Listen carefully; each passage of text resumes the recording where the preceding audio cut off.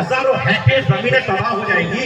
लोग जो है यहाँ पे, मैंने कई दफा ऐसे ब्लॉक में भी जब आंदोलन हुआ था, अभी धरना हुआ था, अनुसंधान समिति की बैठक में मैंने यही कहा था, यहाँ के 99% 90% लोग दो ही चीजों पर आश्रित है, चाहे तो वो माइग्रेंट लेबर है जो बाहर पलायन करते हैं, वो बच्चे जो घर में रहना चाहिए, सारे सपनों को ताक में रख करके तोड़ करके इस भूखी पेट को, इसके आग को बुझाने के लिए बाहर मजदूरी करते हैं। तमाम लोगों को मेरा सलाम और आदाब।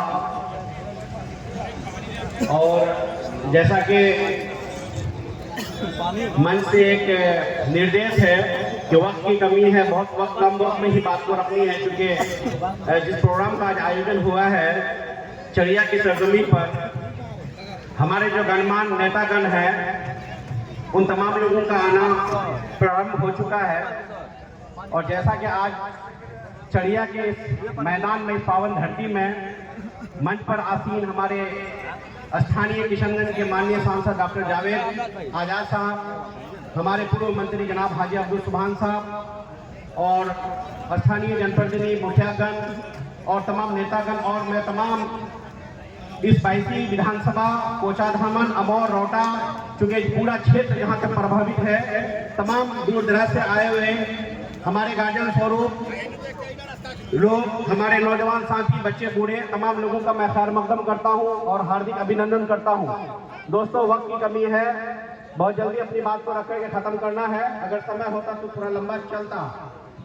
ये मेरे ख्याल से आज चरिया में दूसरी बार ये सभा का आयोजन हुआ था। इससे पहले 22 हाई स्कूल में हुआ था।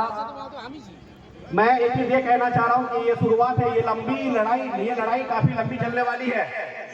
और ये लड़ाई ये नहीं कि 22 हाई स्कूल में हुआ और चरिया में हुआ, फिर पता चला कि कुछ दिनों के बाद अगर हमें ऐसा सभा का आयोजन करना हुआ तो हम अपना जो है इसको हौसले को तोड़ रहे नहीं। ये लंबी जो है ये लड़ाई लंबी चलेगी।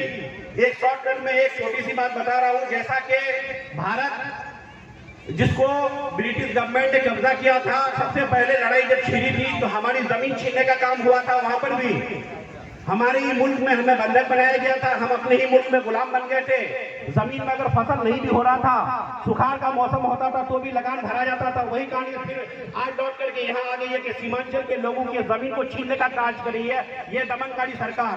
हम ये कह रहे हैं कि योजना कल्याणकारी जितना भी योजना है वो जनता के हित में चलाने का कार्य होता है। और ये महानंदा बेसिन प्रोजेक्ट का ये माननीय तस्लीमुद्दीन मरहूम के जमाने में हुआ था।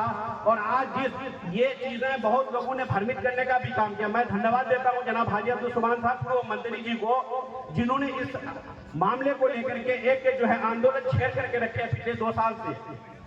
लेकिन सच्चाई का एहसास इस बार बहुत ज्यादा मुझे हुआ। मैं खुद इस चीज से आघात हूँ और काफी दर्द भी रखता हूँ। क्यों कि सामने में जब अभी भूधारियों को नोटिस दिया गया, चूंकि ये पॉलिटिकल मंच नहीं है, यहाँ पे किसी दलगत सारे दलगत से उठ करके और सारे तमाम समुदाय से उठ करके ये जो है आयोजन किया गया है। यहाँ पे किसी भी राजनीतिक दल से कोई मतलब नहीं है, नहीं किसी समुदाय से मतलब है। यहाँ पे चाहे वो हिंदू हो या मुसलमान हो, अमीर हो या गरीब हो, हमारी जमीनें जा रही है और हम भूधारियों को भू अर्जन की तरफ से नोटिस किया जा रहा है। लेकिन आज एहसास मुझे हुआ, मैं सोशल मीडिया में जब देखा, पुरानागंज में एक निकटवर्ती पंचायत है जहाँ पे एक परिवार के गरीब लोग दिन रात की कमाई को पूंजी इकट्ठा करके अपने एक सर छुपाने का एक आशियाना बनाए थे, एक महल बनाए थे, जिसमें 60 से 65 लाख की लागत पड़ी थी, पूरी जिंदगी की कमाई थी। और ऐसे लोगों को जो महानंदा के जो है निकट जो तटीय क्षेत्र है उससे लगभग 5 किलोमीटर दूर ऐसे लोगों को भू अर्जन के द्वारा जो है भूधारियों को नोटिस दिया गया। तब जाके अब समझ में आ रहा कि महानंदा कितना बड़ा खतरनाक चीज है। मैं सरकार से ये कहना चाह रहा हूँ इस मंच के माध्यम से कि भाई जब जन कल्याणकारी योजनाएं आप लोगों के लिए चलाए जा रहे हैं, हमारे यहाँ के स्थानीय जो एक माध्यम होता है, जो सदन में हमारी आवाज उठाते हैं सांसद और विधानसभा में हमारी आवाज उठाते हैं यहाँ के विधायक, तो जब वो आप ही का अंग है और आपको जब इस चीज को बार बार जनाने का कार्य कर रहे हैं कि ये महानंदा बेसिन फेज से हमारे यहाँ के लोगों को नुकसान है, हजारों हेक्टेयर जमीनें तबाह हो जाएंगी। लोग जो है यहाँ पे, मैंने कई दफा ऐसे ब्लॉक में भी जब आंदोलन हुआ था, अभी धरना हुआ था, अनुसंधान समिति की बैठक में मैंने यही कहा था, यहाँ के 99% 90% लोग दो ही चीजों पर आश्रित है, चाहे तो वो माइग्रेंट लेबर है जो बाहर पलायन करते हैं, वो बच्चे जो घर में रहना चाहिए, सारे सपनों को ताक में रख करके तोड़ करके इस भूखी पेट को, इसके आग को बुझाने के लिए बाहर मजदूरी करते हैं। और नहीं तो दूसरा यहाँ के छोटे मोटे किसान हैं, लेकिन उन लोग की जमीन को जो छीनने का कार्य कर रही है ऐसी दमनकारी सरकार। हम ये कह रहे हैं, अगर आपको वाकई में हमारी चिंता है, ये सोशल मीडिया का जमाना है और तमाम मीडिया बंधुओं से मेरी ये अनुरोध है आप लोगों से कि इस खबर को ज्यादा से ज्यादा चलाएं। और सरकार को मैं ये यहाँ के माध्यम से एक मैसेज देना चाह रहा हूँ कि सच में अगर हमें भारत के वासी समझते हैं और बिहार के वासी समझते हैं, और सीमांचल और मिथिलांचल वो जोन है जो सबसे आर्थिक स्थिति में काफी नीचे पायदान में खड़ा है, और ऐसे लोगों को अगर मानवता बेसिक भेद से लोगों को नुकसान होने जा रहा है और होना ही है, क्योंकि इसका जीता जागता सबूत है कि भू अर्जन द्वारा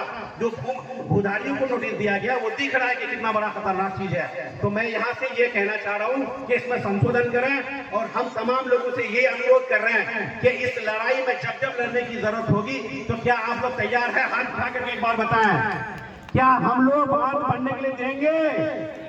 नहीं, किसी भी कीमत में इसमें अगर हमें अपनी जान की आहुति भी देनी पड़ेगी तो हम देंगे, लेकिन हम अपनी जमीन को जबरदस्ती सरकार को अधिग्रहण करने नहीं देंगे। मैं इसी के साथ अपनी बातों को खत्म करता हूं। धन्यवाद, शुक्रिया।